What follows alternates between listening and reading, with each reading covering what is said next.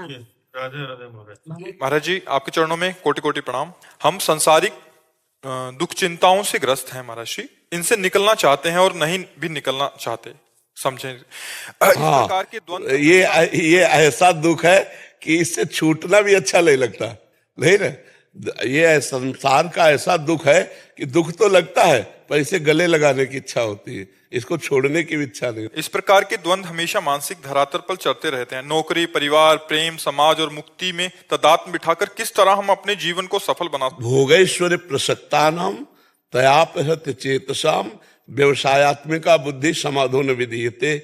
भगवान श्री कृष्ण ने कहा, जिनका चित्त भोग और ऐश्वर्य ने अपहृत कर लिया है वो कभी भगवत प्राप्ति का चिंतन ही नहीं कर सकते कि ये सब कुछ छोड़कर भगवत प्राप्ति करे। इतना ये मीठा जहर है कि इसे खाने में अच्छा लगता है, परिणाम में दुख होता है, लेकिन भोगने में अच्छा लगता है। इससे अलग जीवन जीना मतलब कभी कभी तो उत्साह ही नहीं बनेगा, ऐसा लगेगा मैं कैसे छोड़ सकता हूँ। लेकिन यही हमारा भ्रम है। इसी भ्रम को दूर करने के लिए साधना है। यदि हम साधना करेंगे तो हमारे अंदर सुंदर ज्ञान जागृत हो जाएगा, तब फिर ये सब छूटेगा, पहले नहीं छोड़ना।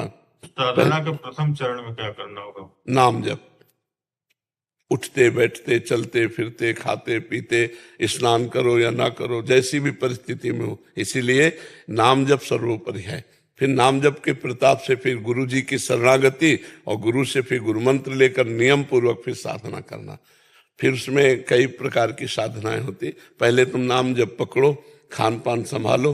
खान पान ठीक है तो बस नाम जप पकड़ो, जो नाम तुम्हें प्रिय लगे वो नाम बराबर उसका चिंतन करो। जैसे राधा, तो रा बड़ा की मात्रा धा, ये लिखो दिमाग में। लिख गया? आप लिखे अभी? और बार बार इसी को लिखो और बार बार अंदर से उच्चारण करो, राधा राधा आप देखना कितनी शांति आपको मिलने लगेगी।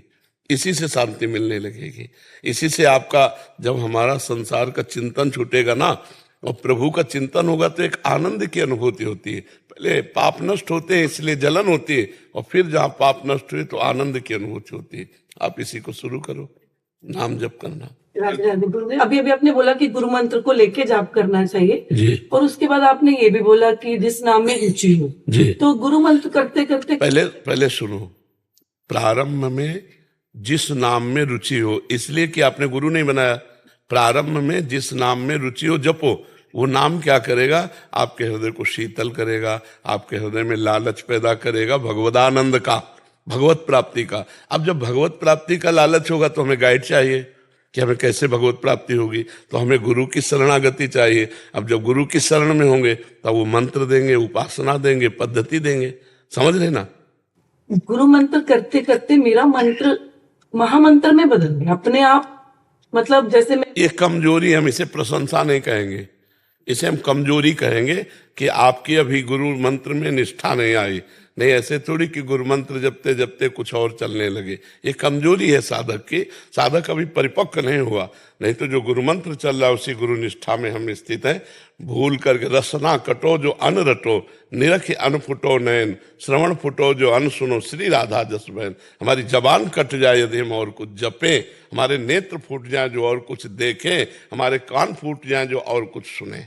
जी, एक बार अगर गृहस्थ टूट जाए, गृहस्थ टूट जाए, या पति को छोड़ दिया, पति को छोड़ दिया। अब तुम्हारी हिम्मत हो तो ब्रह्मचर्य से रहो, अगर हिम्मत नहीं है तो आगे किसी को स्वीकार कर लीजिए। भाई देखो, इसमें हमें तो ये देखना होगा कि व्यभिचार से अच्छा है किसी एक पुरुष को स्वीकार करके धर्म पूर्वक जिया जाए। नहीं, 4 लोगों से अगर हम मान लो ब्रह्मचारी नहीं रह सकते और इधर उधर गंदी हरकत करें, तो उस हरकत से अच्छा है किसी एक सात्विक पुरुष को स्वीकार करके भगवत आराधना करे।